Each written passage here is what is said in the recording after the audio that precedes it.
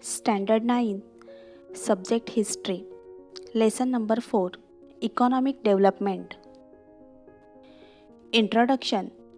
We are going to study India's economic policy in this chapter that includes a study of the mixed economy, 5 years plan, and their success and failures, nationalization of banks, 20-point programs, mill worker strike, and especially the new economic policy of 1991. Mixed economy. Brainstorming about the kind of economy we would adopt after independence started much before India got independence. Our Prime Minister Pandit Nehru adopted the middle path rather than taking resource to any extremes. Some countries had adopted capitalism, while some had adopted socialism. Each type of economy had its own advantages. In a capitalist system, the means of production are privately owned. In a socialist economy, the means of production are owned by the state in the name of the society. A mixed economy works both in the private and the public sector. In order to achieve economic development of modern India, we gave preference to a model of mixed economy. We can see three parts in this kind of economy. First part, public sector. The industries in this sector are completely under the control and management of the government. For example, production of defense equipment. Second part, private sector. The industries in this sector are owned by private industrialists. Of course, the government supervise and control them too.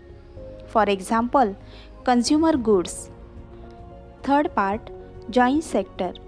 In this sector, some industries are owned by private industrialists, while some are run under government management. For mixed economy to run smoothly, there is a need of coordination between the private sector and the public sector. This system aims at maximization of production and popular participation on a large scale. An effort has been made in this system to bring together the good aspect of both the capitalist and socialist system. A mixed economy cannot ignore the profit motive. Entrepreneurship, discipline, time bound, planning, etc. A mixed economy also naturally tends to give priority to national interest. A long-term development is stressed upon with priority. The industries like defense, science research, education, roads, railways, waterways, seaport, and airport development require huge capital investment. But the return in these areas are delayed. Not many private industrialists are need to invest in these areas. In such a situation, the government has to take the initiative.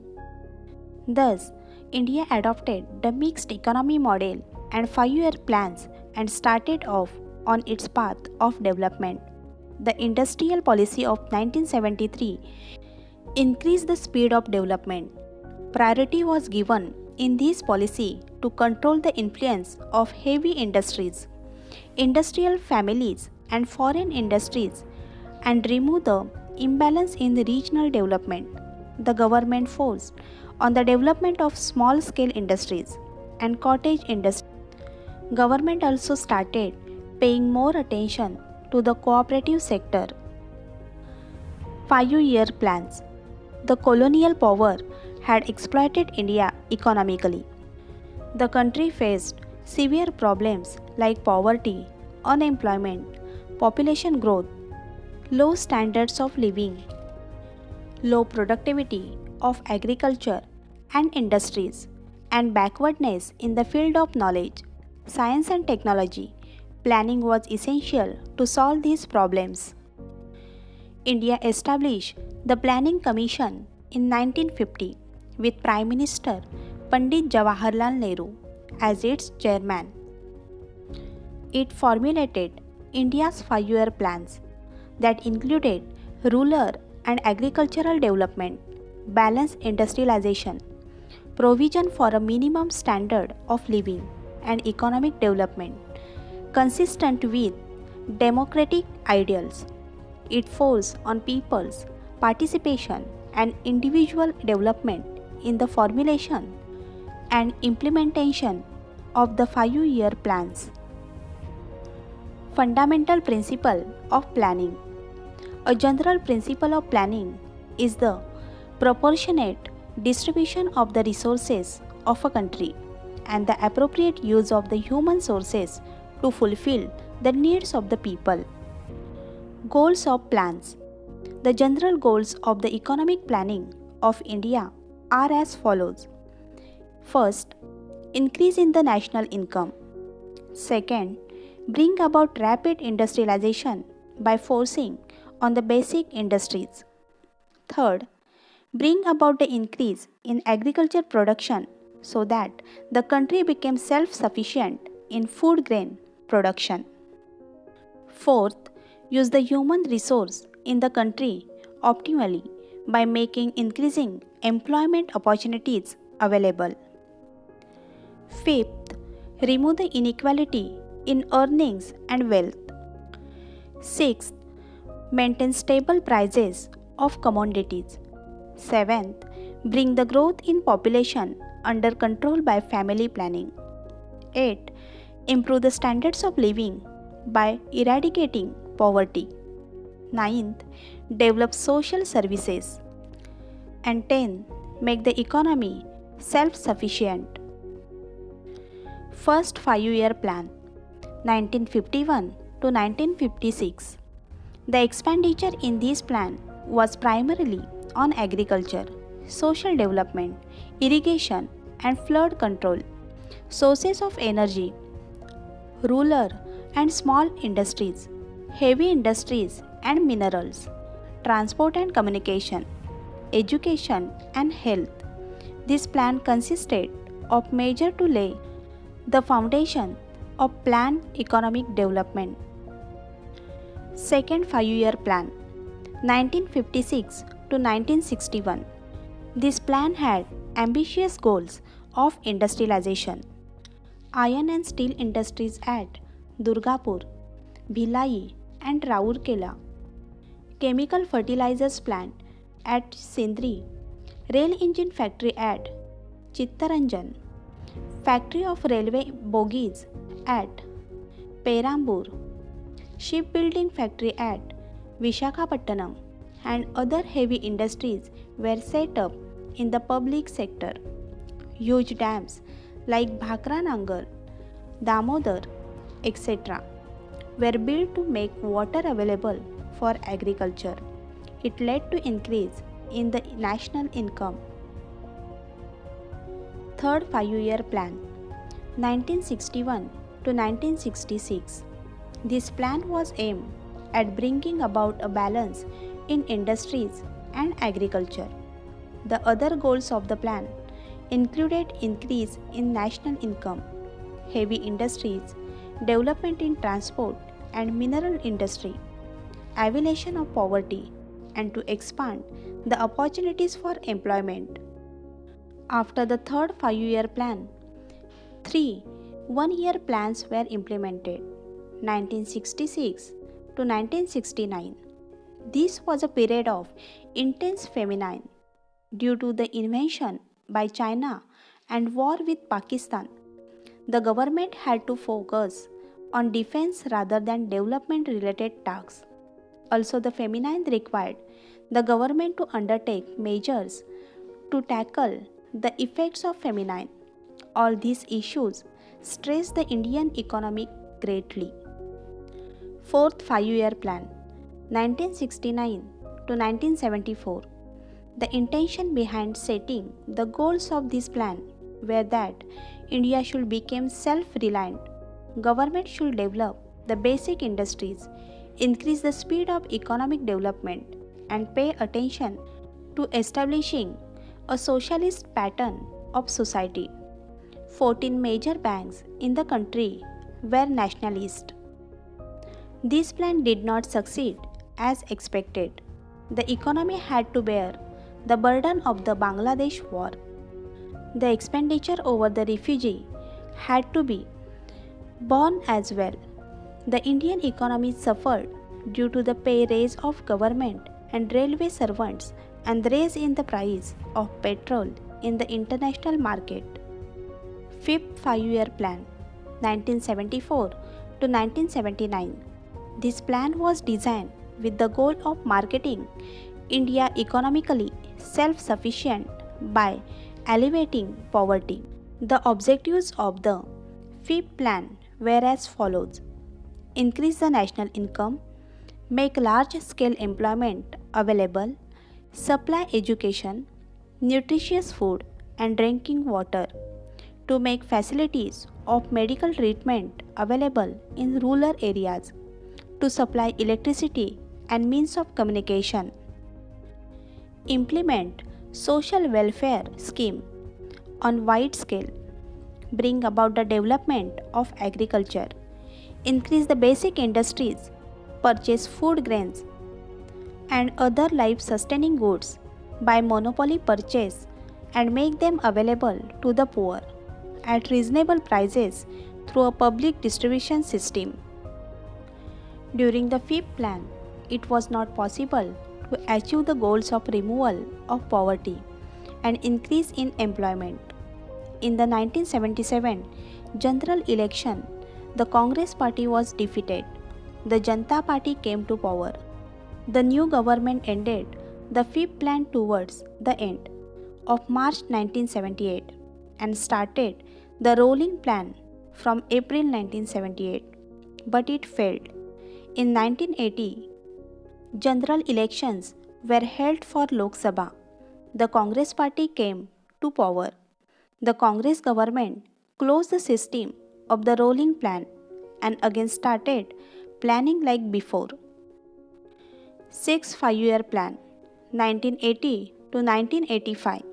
This plan also stressed upon alleviation of poverty and employment generation. This plan had the following objectives: significantly increase the growth rate in the economy, reduce the rate of poverty and unemployment, shape and implement a population policy so that people adopted the small family norm voluntarily and thus keep the population under control. The following programs were implemented in the sixth five-year plan. First, Integrated Rural Development Program IRDP. Second, Rural Landless Employment Guarantee Program RLEGP. Third, National Rural Employment Program NREP. And fourth, Salem Steel Plant. Seventh Five-Year Plan 1985 to 1990.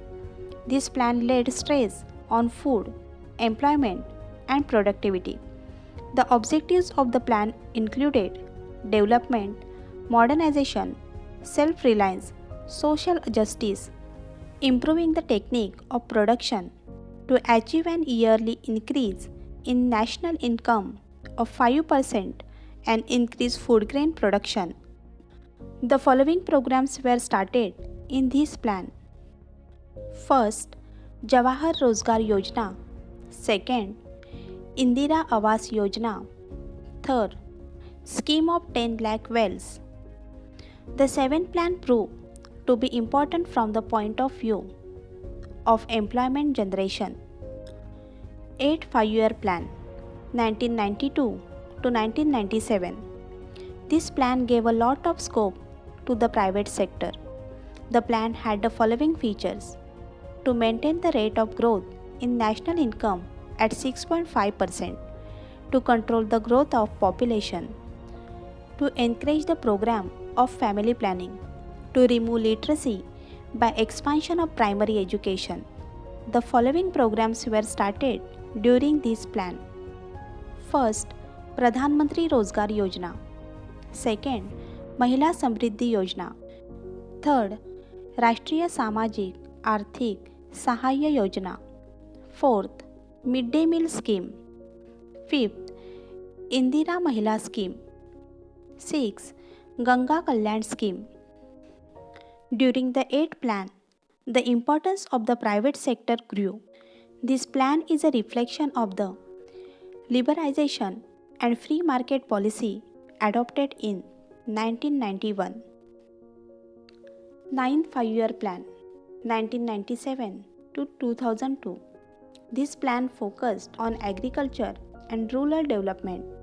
The objectives of this plan were to increase the rate of growth of the economy, create healthy competition in the infrastructure sector, give a new direction to industrial policy for ensuring foreign investment. The following schemes were started during this plan: Swarna Jayanti Samriddhi Rozgar Yojana, Bhagyashri Child Welfare Policy, Rajeshwari Mahila Kalyan Yojana, स्वर्ण जयंती ग्राम स्वयं रोजगार योजना, जवाहर ग्राम समृद्धि योजना, अंत्योदय अन्न योजना, प्रधानमंत्री ग्राम सड़क योजना, etc. In this plan, the progress of communication system and service sector was achieved as per the expectations. There was a growth in the field of construction and communication. Nationalization of banks. During the tenure of Prime Ministers Pandit Nehru and Lal Bahadur Shastri, banking was a monopoly of the private sector. This bank represented different industrial groups. The directors of these banks were working towards developing industrial sector and increasing its profits. In order to stop this, the government nationalized the Imperial Bank in 1955. And it got converted into State Bank of India. This bank opened several branches all over the country in a short while and played a major role in development. Background of nationalization. India had adopted a mixed economy after independence. Nationalization of bank was essential to cover the deficits if they occurred while implementing different schemes. Also, the profits of these banks would come into the government treasury once they were nationalized. Along with this, the policy of developing small industries and pharmaceutical industries had to be implemented. Lal Bahadur Shastri undertook the experiment of the Green Revolution in order to overcome food storages and drought. During the tenure of Prime Minister Indira Gandhi, Congress Forum for Socialist Action, a group in the Congress Party inspired by socialist ideas, made a demand for nationalization of commercial banks. Even the Communist Party supported this demand. Do you know, Prime Minister Indira Gandhi nationalized 14 banks on 19 July 1969. This includes Allahabad Banks, Bank of Baroda, Bank of India, Bank of Maharashtra, Canara Bank, Central Bank of India, Dena Bank, Indian Bank, Indian Overseas Bank, Punjab National Bank, Syndicate Bank, United Bank of India, United Commercialization Bank, UCO Bank, Union Bank of India. In 1980, 6 more banks were nationalized. 20-point program. Prime Minister Indira Gandhi announced the 20-point program on 1st July 1975 and resolved to make efforts towards rapidly becoming a developed nation. The main provisions of the 20-point program are as follows. First, land ceiling for cities and agriculture land, equal division of wealth, minimum wages for workers, increase in water conservation scheme. Second, workers' participation in industry, national training scheme, freeing bonded labor. Third, prevention of tax evasion, economic crimes and smuggling. Fourth, regulation of prices of basic necessities, improvements in the public distribution system. Fifth, improvement in the textile industry by developing handloom sector, waiving loans for weaker sections, housing communication facilities, making educational equipment available to schools. Issues of workers. The first textile mill was started in Mumbai on 11 July 1851 by Kawasji Davar. Eventually, mills started in Dadar, Parel, Bhaikala, Shivdi, Prabhadevi and Varali. This part came to be known as Girangaon or town of mills. In the 1980s, the increasing unrest among workers was due to the economic conditions in other sectors. In some industries, the wages of the workers were increasing. They were also getting more amounts as bonus. They were getting more facilities than the textile mill workers. Do you know Mahatma Jyotirao Phule's associate Narayan Meghaji Lokhande's efforts resulted in the weekly Sunday holiday for mill workers from 1st January 1882. In the Diwali of 1981, the workers expected to get a bonus of 20%. The Rashtriya Mill Mazdoor Sangh, which was negotiating with the employers, agreed upon 8 to 17% bonus without taking the workers into confidence. The cut in the bonus proved to be the cause of unrest. Some workers went to Dr. Datta Samant. They asked him to accept their leadership. Workers of 65 mills came together and Dr. Datta Samant led the strike. On 18 January 1982, 2.5 lakh workers went on a strike.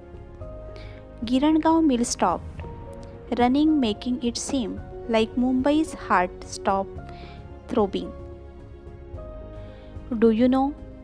The working class has contributed culturally as well through folk theatre, folk art and literature. Annabhau Sathe, Shahir Amar Sheikh, Shahir Sable were popular for their programs aimed at public education. Poets like Narayan Surve, Namdev Dhasle, etc. portrayed the real life of the workers through their poems. The Chief Minister of Maharashtra, Barrister A.R. Antule, set up a committee to solve this issue. Later, Babasaheb Bhosle became the Chief Minister of Maharashtra state. He insisted that as per law, he would talk only with the Rashtriya Mill Mazdoor Sangh. Dr. Datta Samant demanded that the law be revoked. In the beginning, the strike workers received help from their native villages. It was also not very difficult for them to help each other. They set up departmental communities and distributed food grains, assistance in the form of fund, etc. The left parties had supported the strike. As the strike dragged on, efforts were made to split the striking workers' ranks. Even as the strike completed 6 months, the central government completely ignored it. The workers' jail baro agitation. In September 1982, 1.5 lakh workers took a march on the Legislative Assembly of Maharashtra state. It didn't help at all. The strike completely a year. This was the first strike to have gone on for a year. In this period, about 1.5 lakh workers became unemployed. As polyester had come into greater demand than cotton cloth, the sale of mill cloth had already got affected. The mills moved from Mumbai to Surat in Gujarat. The central government nationalized 13 textile mills. Appointment of arbitrators did not help to resolve the issue. New economic policy. The year 1991 is very important in the history of modern India. After the 10 general elections, P.V. Narasimha Rao became the Prime Minister of India. With Dr. Manmohan Singh as Finance Minister, he adopted the new economic policy of linking India's economy with the global economy. For this, fundamental changes were brought about in the Indian economy. Indian economy was brought in tune with the global mainstream. During this period, Indian economy was in a crisis situation. Before the P.V. Narasimha Rao government took charge, Chandrasekhar was the Prime Minister. During his tenure, inflation was 17%. Economic growth rate had gone down by 1.1%. India had foreign exchange reserve only enough to last for import for a week. It had become difficult to pay back its loan and even give the interest on it. In May 1991, the government had tried to control the situation by selling some of its gold reserves and by mortgaging some. Before the Chandrasekhar government, the V.P. Singh government had incurred a liability of over 10,000 crore rupees on the economy by waiving off the loans of all farmers. The proportion of internal loans of central and state governments together to the gross domestic product was 55%. In 1980-81, foreign loan was 2,350 crores dollars. It increased to 8,380 crores dollars in 1990 to 1991.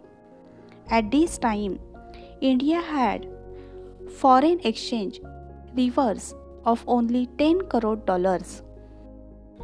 This also had the background of the increased oil prices due to the invasion of Kuwait by Iraq. It became difficult for India to raise a loan. Even the non-resident Indians started withdrawing their deposit in foreign currency from India. Remedies. P.V. Narasimha Rao appointed Dr. Manmohan Singh as Finance Minister in order to find a way out of this situation. Dr. Singh undertook many corrective measures. The situation began to change.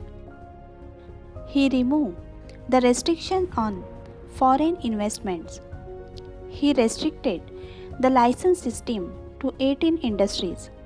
In view of the increasing losses in the public sector industries, he opened up the public sector for investment by private industries.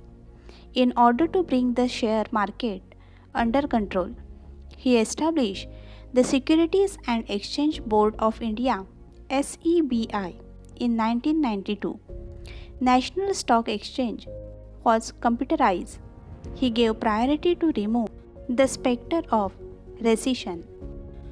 Foreign investment in India grew during the first tenure of Dr. Manmohan Singh as Finance Minister.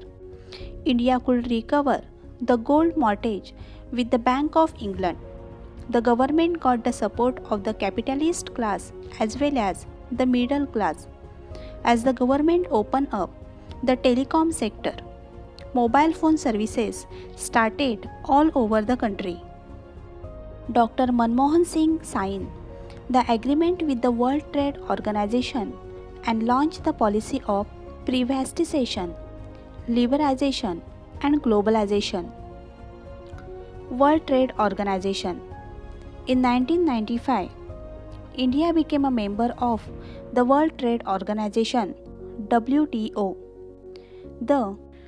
The organization had the following objectives: to free trade between countries, to put an end all those discriminator laws, restrictions, rules and policies that are handled in the way of international free trade and a regular global trade with the help of a formal multi-party mechanism. General Agreement on Traffics and Trade means GATT existed at the international level before the World Trade Organization came into being. It regulated commerce. In India, there were opposed extreme view about the World Trade Organization. Yet India decided to take its membership. The provisions of the World Trade Organization are regarding grants, import-export, foreign investment, agriculture, technology, and services. The sectors of electricity, water transportation, education, and health rapidly commercialized since India became a member of the World Trade Organization. As per the various reports of the World Trade Organization, India has made a considerable improvement in different areas like reduction in the below poverty line (BPL) population, decline in infant mortality, availability of facilities regarding drinking water and wastewater management. India signed the South Asian Preferential Trade Agreement (SAPTA) along the lines of the World Trade Organization. India removed the important restrictions on several commodities for SAARC countries. India also gave discounts on import duties. India opened up the insurance sector to private and foreign investment. In this way, we have learned about the journey of India's economy. We have come a long way from mixed economy to globalization. In the next chapter, we are going to study India's progress in other fields.